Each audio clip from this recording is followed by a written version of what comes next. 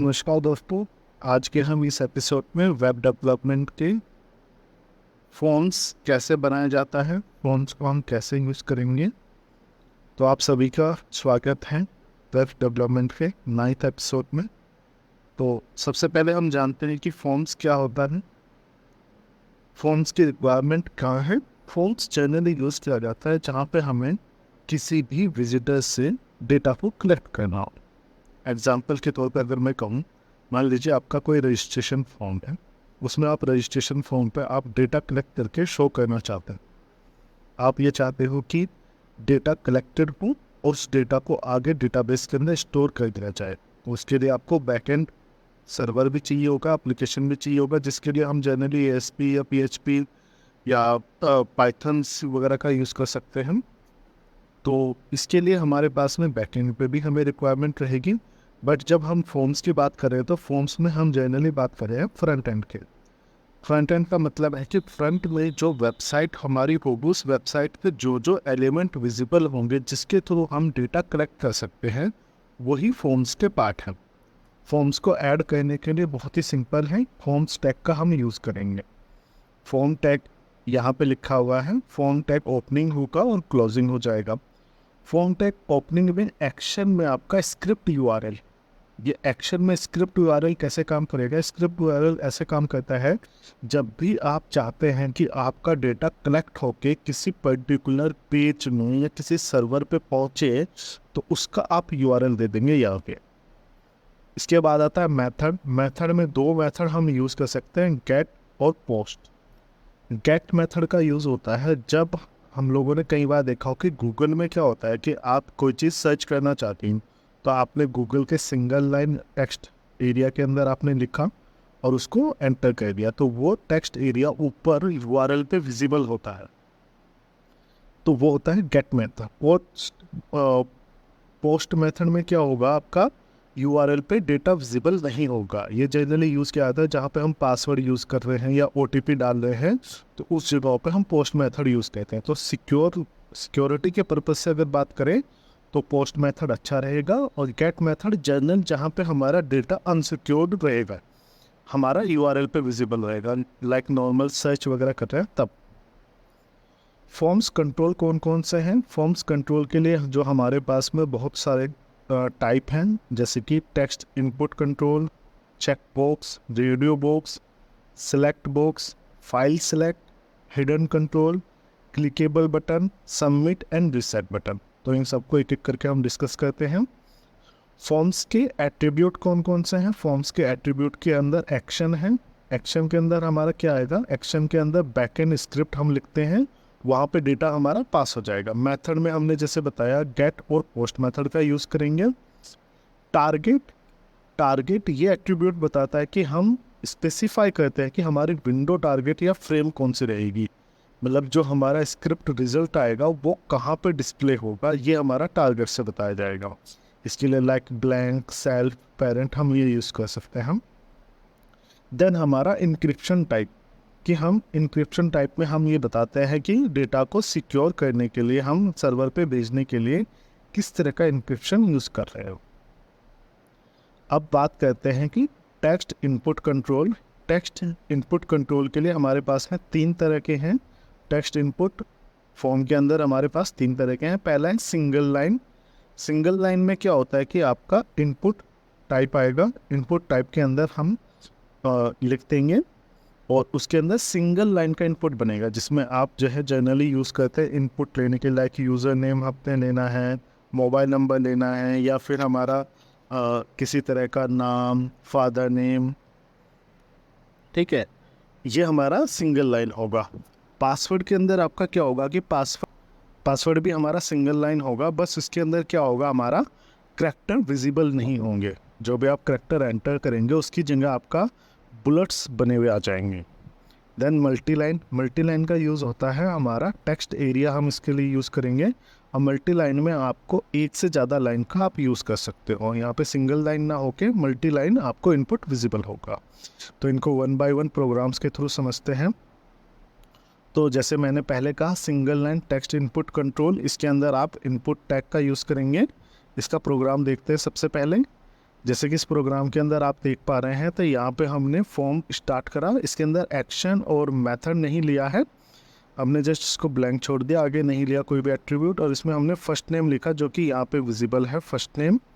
उसके बाद input type लिया टेक्स्ट, इनपुट टाइप में हमने जैसे टेक्स्ट लिया, यहाँ पे ये टेक्स्ट एरिया बन के आ जाएगा, और इसमें नेम लिया है, ये नेम इसको आइडेंटिफाई करने के लिए है। ठीक है, तो फर्स्ट नेम जब सर्वर पे जाएगा तो डेटा कहाँ पे स्टोर होगा, किस एट्रीब्यूट से आया, उसको आइडेंटिफाई करने के लिए हमारा नेम लिया है फर्स्ट नेम। इसी तरह से हमने लास्ट नेम लिया, इनपुट टाइप है हमारा टेक्स्ट, और नेम लिया हमने लास्ट नेम। तो ये हमारा सिंगल लाइन इनपुट कंट्रोल का एग्जांपल था। इसके अंदर एट्रीब्यूट्स की अगर बात करें तो एट्रीब्यूट में टाइप में आप टेक्स्ट लेंगे तो टेक्स्ट क्रिएट होके आएगा। नेम जब हमारा कंट्रोल सर्वर साइड पे ये रिकॉग्नाइज करना चाहता हो कि कहाँ से वैल्यू आ रही है और कहाँ पे उसको हम सेव करेंगे। वैल्यूज़ आप इनिशियल में अगर कोई वैल्यू डालना चाहते हैं तो साइज आप स्पेसिफाई करते हैं कि विड्थ कितनी होगी, कि कितने नंबर ऑफ कैरेक्टर्स विजिबल होंगे, एंड मैक्सिमम लेंथ हमारा ये बताता है कि किसी भी चीज़ के लिए मैक्सिमम लेंथ हम कितने लग सकते हैं। ये मैक्सिमम लेंथ हमारा एट्रीब्यूट बहुत इंपॉर्टेंट है। एग्जांपल के तौर पे अगर हम बात करें, कई बार हमारा नाम जो है 100 कैरेक्टर या 150 कैरेक्टर का हम रखते हैं।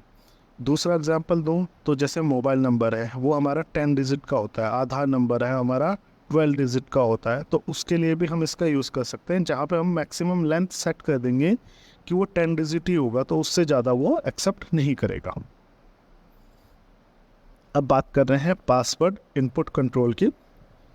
पासवर्ड इनपुट कंट्रोल के अंदर जो एट्रीब्यूट है टाइप के अंदर हम पासवर्ड लिख देंगे, बस इतना डिफरेंस हो जाएगा। ये सिंगल लाइन टेक्स्ट इनपुट की तरह वर्क करेगा, बस वहाँ पे टेक्स्ट की जगह पासवर्ड लिख देंगे तो ये पासवर्ड इनपुट कंट्रोल बन जाएगा। तो यहाँ पे आप देख पा रहे हैं कि हमने दो लिया है, एक यूज़र आईडी, इनपुट टाइप में टेक्स्ट हमने डाला, यहाँ पे टेक्स्ट बन के आ गया, और दूसरा हमने लिया है इनपुट टाइप में पासवर्ड, तो यहाँ पे पासवर्ड बन के आ गया। अब होगा क्या डिफरेंस इसमें कि इनपुट यूज़र नेम में अगर हम कुछ भी एंटर करेंगे तो वो क्या आएगा, वो टेक्स्ट के फॉर्म में आएगा, विजिबल होगा हमें, और पासवर्ड में अगर हम कुछ इनपुट करेंगे तो वो हमारा क्या आएगा, विजिबल नहीं होगा, वो पासवर्ड जो है बुलेट्स बन के आएंगे।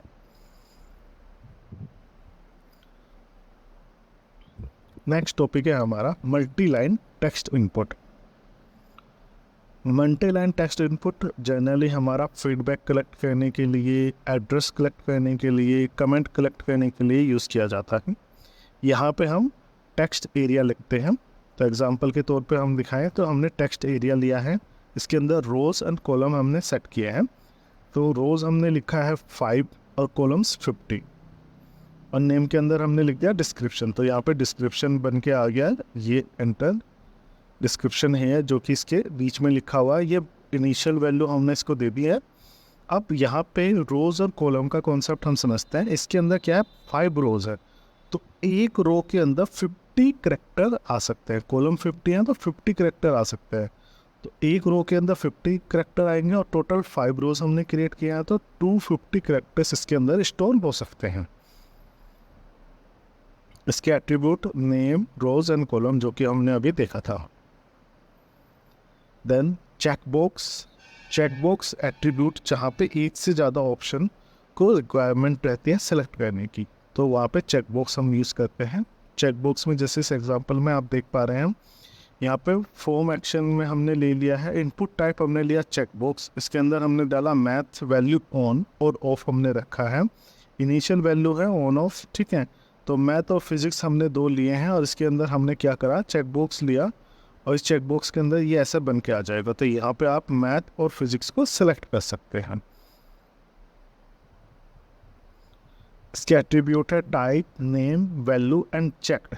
चेक्ड में क्या होता है कि कई बार आपने देखा होगा जब आप किसी सॉफ्टवेयर को इंस्टॉल करते हो तो वो बाय डिफ़ॉल्ट चेक्ड पे क्लिक हो रहा आता है, ठीक है, तो वो हमारा चेक्ड बाय डिफ़ॉल्ट अगर रखना चाहते हो तो आप चेक्ड वैल्यू को यस करके रख सकते हो।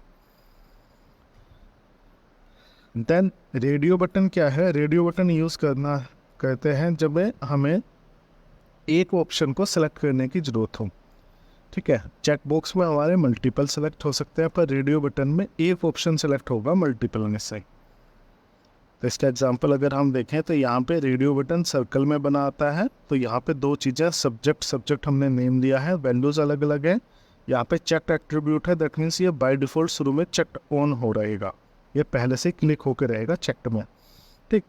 तो यहाँ पे दो वैल्यूज़ में से मैथ और फिजिक्स में से एक में पहले से बाय डिफ़ॉल्ट है, दोनों में से सिर्फ हम एक ही को चेक कर सकते हैं, मीन्स मल्टीपल में से एक को सेलेक्ट कर सकते हैं। तो इसका यूज़ किया जाएगा जहाँ पे हम मल्टीपल चॉइस वाले क्वेश्चन बना रहे हैं, ठीक है, जहाँ पे जेंडर हमें कलेक्ट करना हो कि जेंडर, क्योंकि किसी भी पर्सन का अगर कोई फॉर्म फिल कर रहा है तो उस पर्सन का एक ही जेंडर होगा।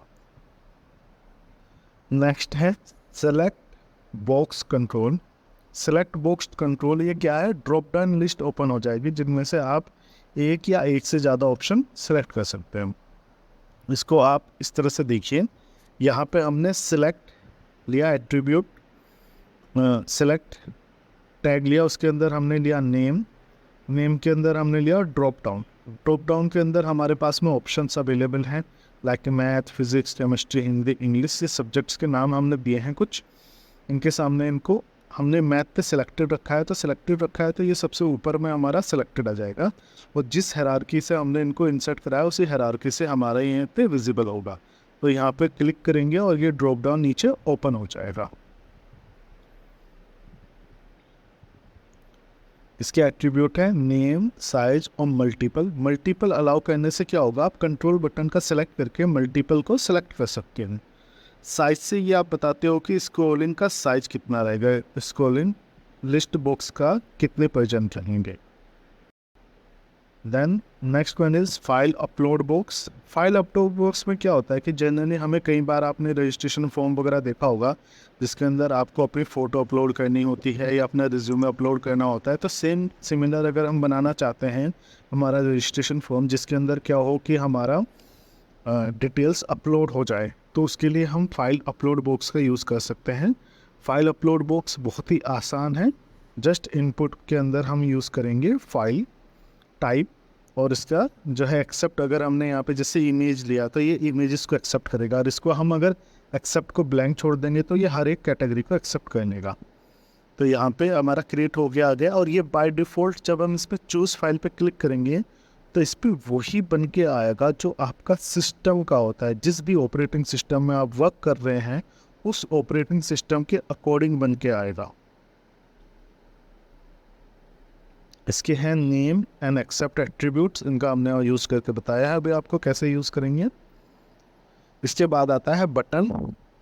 बटन में हमारे पास में क्या है कि क्लिकेबल बटन की हम बात कर रहे हैं कि हम क्लिकेबल बटन कैसे यूज़ करेंगे या कैसे उनको बनाएंगे। तो बटन्स में हमारे 4 टाइप है, एक submit, reset, button and image. ये 4 टाइप के बटन्स हम क्रिएट कर सकते हैं, ठीक है। तो 1 बाय 1 इनको समझते हैं, ठीक है। यहाँ पे हमने चारों बटन हमने बनाए हैं, submit, reset, button and image. तो सबमिट बटन कैसे काम करेगा, सबमिट बटन किसी भी डेटा को सबमिट करने के लिए होता है। रीसेट बटन जब हम क्रिएट करेंगे तो रीसेट बटन हमारा क्या कर देगा, जो भी हमारे फॉर्म्स के अंदर जितने भी हमारे एलिमेंट्स हैं उन सबको बाय डिफ़ॉल्ट रीसेट कर देगा, डिफ़ॉल्ट वैल्यू पे या फिर इनिशियल वैल्यू पे, आप समझ सकते हैं कि इनिशियल वैल्यू पे लेके चला जाएगा। एंड देन बटन पे हमारा क्या है, ये normal button clickable button create होगा। इसको आप ओके का बटन दबा के तो ओके करेंगे, आप कैंसिल कर सकते हैं, या फिर आगे किसी और पेज पे आपको जाना है तो वहाँ पे आप डाइवर्ट कर सकते हैं। तो ये बटन हमारा नॉर्मल बटन की तरह क्रिएट होगा। और जब हम इनपुट टाइप में इमेज ले लेंगे तो ये बटन में हमारा जो भी सोर्स फाइल हम लिख देंगे उस इमेज को यहाँ पे ले लेगा। तो यहाँ पे जो ये इमेज बन के आई है ये भी एक बटन की तरह वर्क करेगा, इस पर आप क्लिक कर सकेंगे। तो आप अगर इमेज को भी आप बटन की तरह यूज़ कर सकते हैं तो यहाँ पे आप यूज़ करेंगे। और that's all for today. If you have any inquiry please comment